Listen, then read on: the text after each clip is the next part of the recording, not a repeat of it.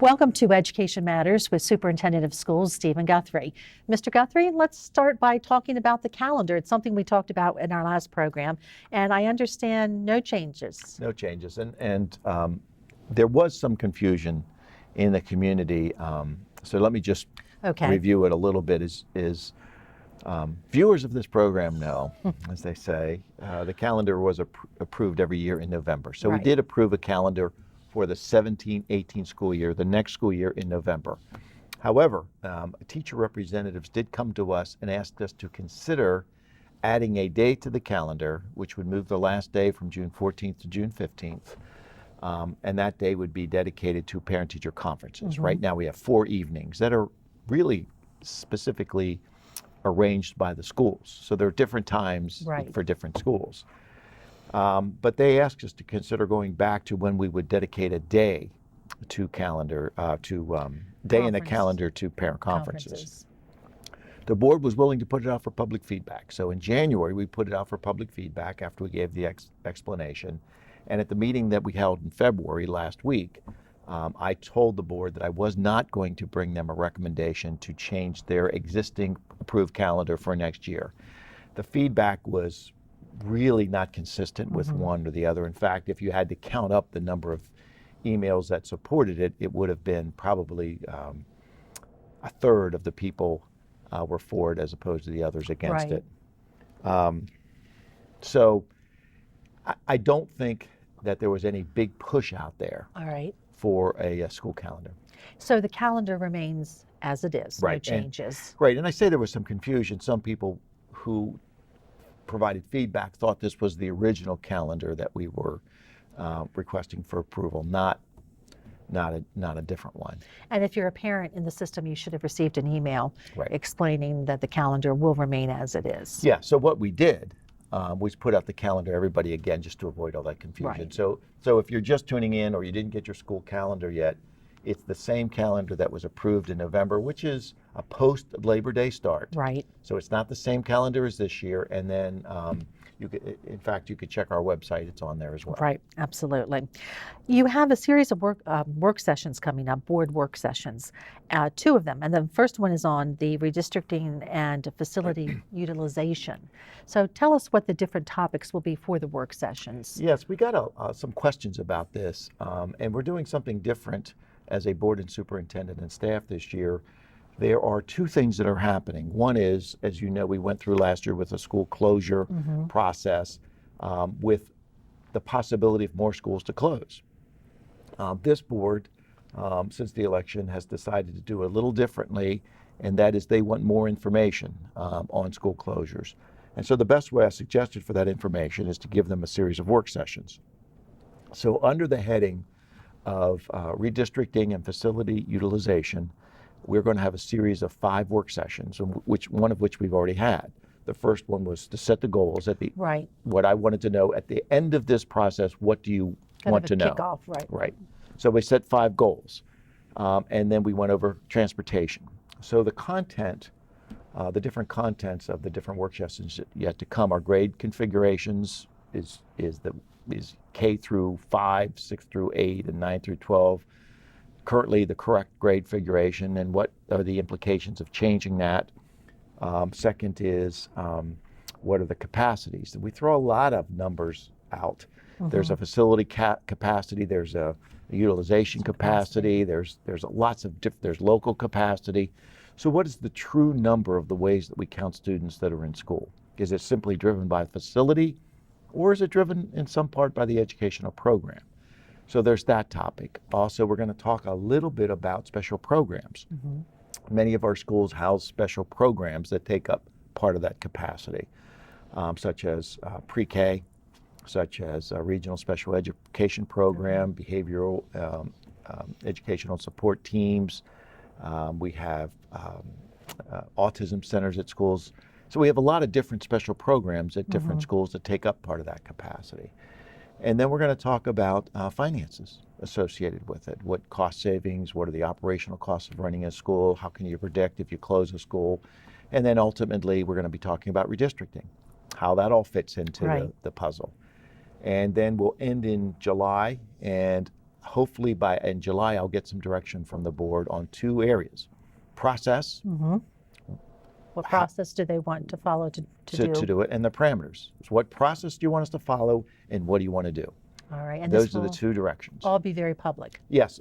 In fact, not only are the work sessions public or televised, we'll maintain a record of all the documents and the videos of the work sessions on a part of our website that will be called Facility Utilization and redistricting and facility utilization. So there'll be a drop-down menu with all the meeting dates and all the materials, and then there'll be a materials list and a video. And for anyone who's not familiar with a board work session, it's a little bit different from a board meeting. It's a time for staff and the board to meet as a group and discuss in depth a particular issue. Yeah, and also there isn't any citizen participation, but citizens are welcome to attend. Right, and as you mentioned, it is televised, and you can go to our website and see now, it. I will say there was a lot of public interest in once the decision was made on school closures last year, but we went through a similar process before that. Not work sessions, but certainly at every meeting, I reported out on where we were. In fact, for years leading up to the decision to close schools, excuse me, we had lots of public discussions, we had town meetings. There wasn't any public interest. Right. I would say to citizens who are interested in following this, follow the work sessions. Don't just tune in when the recommendation is made. This is a process we're going to be used to make a recommendation. So follow in, provide input along the way. All right. That seems to be an issue. There's a lot of communication, but people tend to not pay attention until later on the decision's made and they find out that it's going to affect them. Right. So what you're saying is pay attention now. Pay attention now. We said the last thing in February of 2015, everybody on the board said, you got to pay attention. Right. This could affect everybody, unfortunately. All right, and now some other work sessions that will take place are on the 5-year strategic plan. Yes. It's now time to redo the plan that was put in place 5 years ago. So that's one set of work sessions. There's going to be another set. In 2010, when I was appointed superintendent, I went through a process. The board wanted me to go through a process of looking and creating a strategic plan. We really didn't have one cohesive 5-year strategic plan. Right. And so I took that task on and created the strategic plan through the use of communities and contacts with the communities. We use staff, I talked to principals, I talked to people on the community advisory committee, actually enlisted them to help me create part of it. And that took about a year and a half. Went through a very methodical process to create this Vision 2018, it came to be known as. And so I put it together for the board, presented it to the board, and they revised it somewhat, and then we got public input, and then ultimately that was the decision.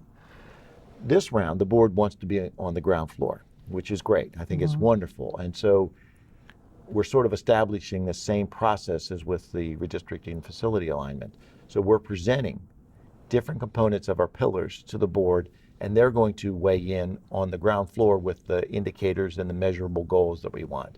And so we're going through a series of 2 or 3 work sessions, having 2 already, to get to that. And so hopefully, again, by July, we'll have enough information to put together a draft strategic plan. And then it goes out for public feedback, and we go through the process next year at 17-18. So then in June of 2018, we'll have a finished replacement for the Vision 2018 plan. And this strategic plan guides the work of the school system, the direction of the school system in all areas. Yes, it really is our strategic plan, which talks about employment, safety, goals for student attainment, achievement, equity in the workplace. All of those things are wrapped up in the pillars. And it appears we'll take the same format as we did in the past, but we're going to update those goals because our measurements of assessments have changed, our measures of success have changed as well. And so we need to wrap that all up in another plan because we don't want to get to 2018 and say, well, now what? We really need to back this up a couple years. So we're starting that process with the foundational documents. All right. So again, and that's something that citizens can follow in the work session, and will also be Right. available on our website. Yes, and there'll be, again, on the webpage, there'll be a drop-down menu. People will be able to watch the discussion and also see all the materials that are handed out. All right.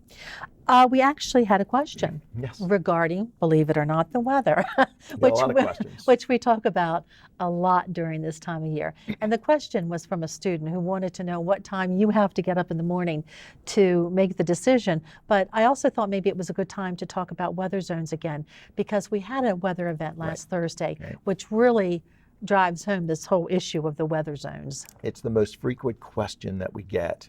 And we have something on our website that answers the question, but given that question, let me just expand it. The answer to the question is 4:30. 4:30, all right. We get up about, Mike and I don't get up as early as the other staff. Mm-hmm. The other staff are out at 3.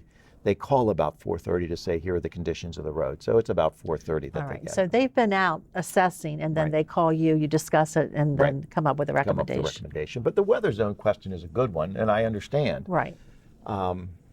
If it snows in only part of the county, why do we have to close all the county schools? And that happened last week.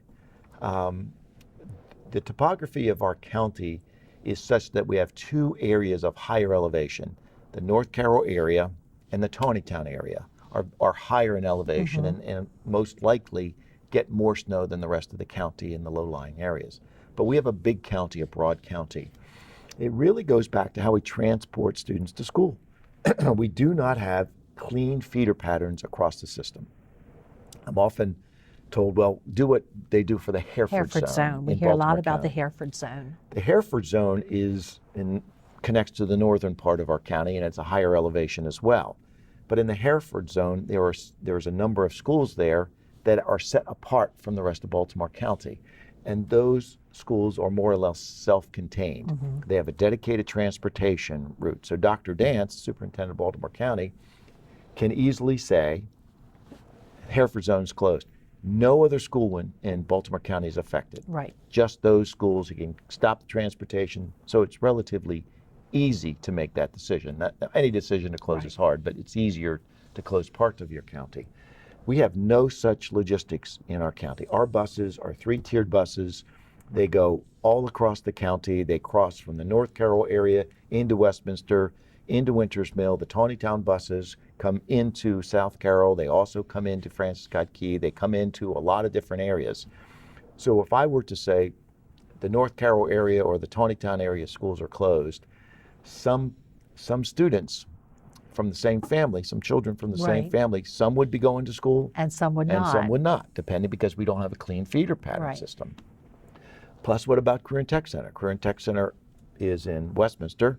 It draws from all over the county. If I close high schools if I close Manchester Valley or Francis Scott Key, do those students come to Career and Tech Center? We also have out-of-county bus runs for non-public placement students, and they would have to actually drive through different parts of the county. So if Maryland School for the Deaf, for instance, is open, and that student is supposed to go from Hampstead or Manchester, that bus is going to run, and they have to go through a closed zone.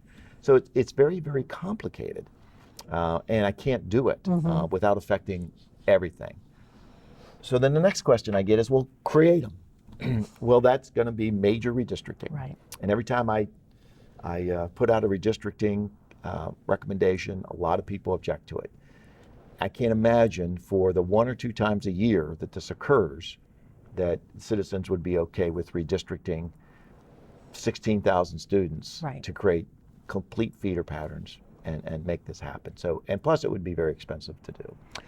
And it seems to me that Carroll County, often we may have certain weather in our surrounding counties, and we're very different. Just a couple of degrees will make a difference, and we are getting snow while other people are getting rain. But it also seems like that we're like that within the county, that people got up Thursday morning and it was raining, but we had near blizzard-like conditions, I heard, in the Tawnytown area. I understand that, Carey. I understand completely why the question's asked. And I don't take offense at it. Some people are not as kind as others. But I really don't take offense when you wake up in Eldersburg and it's raining and schools are closed. And you don't see any hint of any adverse weather conditions. but you wake up in Manchester Right. and it's ice on the roads and it's snow covered and there's no salt down. And so I get a call at 4:30 in the morning and saying it's treacherous road conditions in the northern part of the county. We don't recommend you put buses or student drivers on those roads. I'm not going to do it. Right. I'll take a day of school to keep those students safe and not having to drive to school. So the last thing I want to do is put anybody in adverse risk. Right. So we want to ask parents when they look out the window and it looks okay, but we're closing, it's because there's something else going on somewhere else in the Right. county. I think I would ask them to say, I'm not going to close school when it rains. Right. There's a reason that I'm closing School. Always a very good reason. All right. Well, Mr. Guthrie, always a pleasure and a lot going on. Right. And we'll be talking again in a couple of weeks. Sounds good. And as we always tell you at the end of the program, if you have a question for the superintendent to address, you can certainly do that by contacting him at publicinfo@carrollk12.org. And if you're interested in any of the upcoming work sessions or you'd like to see the school calendar, which is remaining the same, you can certainly find all of that on our website at www.carrollk12.org. Thank you for joining us for Education Matters with Superintendent of Schools Stephen Guthrie.